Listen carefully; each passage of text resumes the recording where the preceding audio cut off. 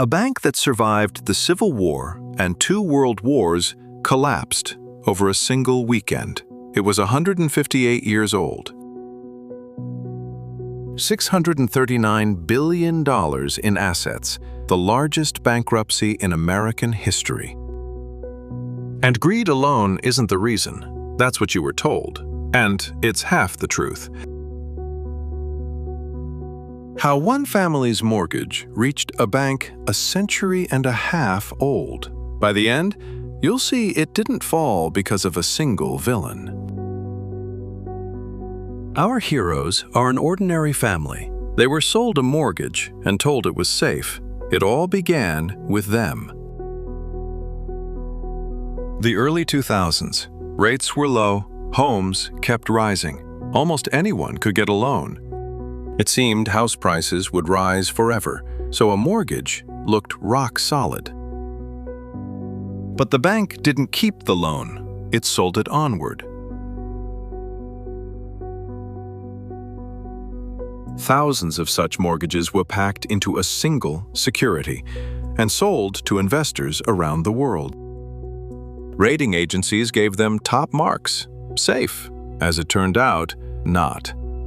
In 2006, house prices stopped rising. Then they began to fall. The loan payment rose. The house lost value. The family could no longer pay. And there were millions of such families. The securities, stuffed with their mortgages, began to rot. Suddenly, no one knew what those papers were worth, or who held how many. And one bank had gathered more of them than anyone, Lehman Brothers. Lehman was in mortgage paper up to its neck, and almost all of it on borrowed money. For every dollar of its own, the bank had borrowed over 30, the same leverage as in 29. In September 2008, trust in Lehman evaporated. No one would lend it money. The government saved other banks, but Lehman, they chose not to save. On September 15th, the bank declared bankruptcy, and the world held its breath. In a day, the largest bankruptcy in history became real. $639 billion in assets. Markets around the world crashed, half gone in 6 months. Global credit froze. World trade fell 12% in a single quarter. The crisis spread to everyone. And our family lost their home. Their small loan was the first stone of this avalanche. It's easy to say, blame the greed of bankers, but is it really that simple? Here's the deconstruction. It wasn't one villain, it was the whole chain.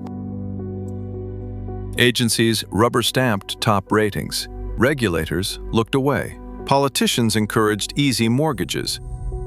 The insurer, AIG, sold protection on $440 billion. It could never have paid it. Each of them alone acted reasonably. Together, they built a bomb. No one answered for the whole. Here's the lesson. In a connected system, someone else's risk becomes yours. You may not know whose paper you hold. Ask not only what will I earn, but what happens if the music stops. The defense is boring. Less debt, more understanding. That's what was missing in 2008. Sound familiar? The 2008 crisis hit everyone. Savings, jobs, currencies. Trillions in bailouts, then Occupy, then the 2020. Here, the banks fell. 6 weeks later, an anonymous author writes an answer. Money that needs no banks. Watch on.